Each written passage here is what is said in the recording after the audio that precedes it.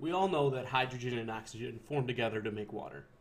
But how much exactly of each do we need? How do we figure that out? In this video, we'll learn how to balance a chemical equation so that all of the products and reactants are in perfect proportion. For each element in the equation, there must be the same number of atoms of that element on the reactant side, or the left, as the product side, or the right. Here are the rules we'll refer to when balancing chemical equations. Make sure you use these and you'll be on your way. First, balance elements one at a time. Second, balance heaviest elements first. Third, balance hydrogen second to last. Fourth, balance oxygen last. And our fifth and final rule is it may take several tries. You may need to go back and rebalance certain elements. You may get so lost in the weeds you have to restart entirely. Don't give up. Now that we have our rules, we're ready to start balancing. Let's go back to the formation of water, H2O. This is a simple chemical equation to balance. We'll always begin by saying there is one molecule of each product and each reactant. Using our rules, since there are no heavier elements, we'll start by balancing hydrogen. We can take a tally to see there are two hydrogen atoms on both the left and right side of the equation. We can then move on to balance oxygen. Our tally of oxygen shows two atoms on the left, but only one on the right. Oxygen is not balanced and we must fix it. To do so, we'll change the number of H2O molecules on the right to 2. We can now tally to see there are two oxygen atoms on each side. Then we must check to make sure hydrogen is still balanced. Our tally shows 4 hydrogen atoms on the right, but only 2 on the left. To fix this, we'll change the number of H2 molecules on the left to 2. We can now tally to see there are 4 hydrogen atoms on the left and 4 on the right. Our oxygens are still balanced, so the equation is totally balanced and we're finished. Let's balance a slightly more complicated equation next. This may look complicated, but remain calm. Our rules will not fail us. We begin by balancing the heaviest element, carbon.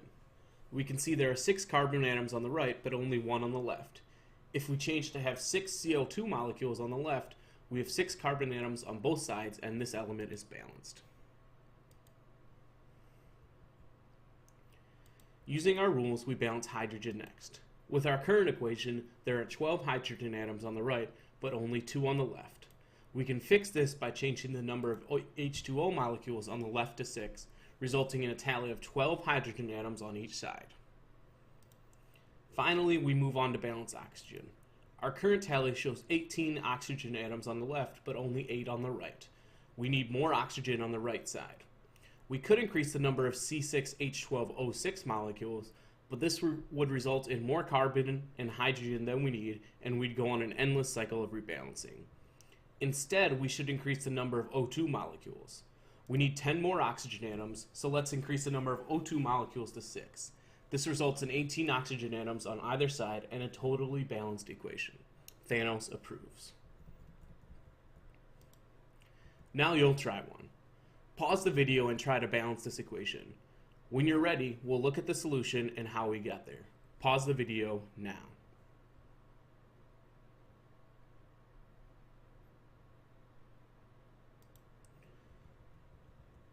To balance this equation, we'll start with the heaviest element, iron. Our tally shows 2 iron atoms on the right, but only 1 on the left. We can fix this by increasing the number of Fe molecules on the left to 2, giving us 2 iron atoms on each side. Now we must balance oxygen. Our initial tally shows 2 oxygen atoms on the left and 3 on the right. If we increase the number of Fe2O3 molecules to 2 and the number of O2 molecules to 3, we have 6 oxygen atoms on each side. Now we must check to see if iron is still balanced. Our tally shows that there are 4 iron atoms on the right, but only 2 on the left. If we increase the number of Fe molecules on the left to 4, iron will be balanced and we finish. To wrap up this video, here are 2 more chemical equations to balance. Pause the video and attempt to balance them yourselves. You'll see the solutions, but not how we got there. Pause the video now.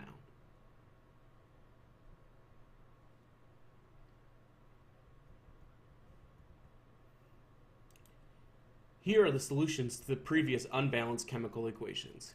If you got these, you are a balancing master. If not, keep practicing and maybe go over the start of the video again. Thanks for watching.